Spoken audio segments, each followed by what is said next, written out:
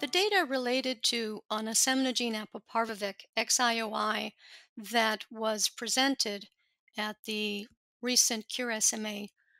study related primarily to the pre-symptomatic study SPRINT,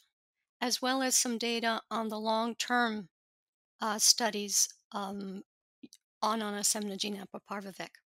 So let's start with the SPRINT data. And Dr. Strauss presented the data showing excellent um, developmental outcome in the children who were treated as part of the pre-symptomatic cohort. The main distinction, and what's been seen as well as in nurture, is that the SMN2 copy number of 3 were in the normal range in all developmental milestones, whereas for the children who were enrolled with SMN2 copy number of 2, had a portion of children who delayed a bit and might have attained the ability to walk later outside of their milestones. But the children had no respiratory issues and had no swallowing issues, which by and large was a big departure of the natural history of SMA and reinforces the need for early treatment and how pre-symptomatic treatment can be associated with a normal to near normal outcome.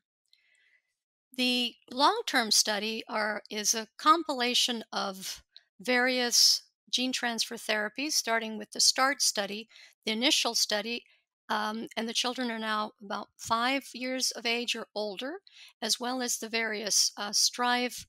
studies, the ones in the US, Europe, and in the um, Pacific. Overall, I think my take home message was that there's durability to the gene transfer therapy, and that in the longest followed group, which is the START group, that you still saw an excellent outcome in these babies who are now kindergartners, if you will. Uh, that is important to confirm that there were no long term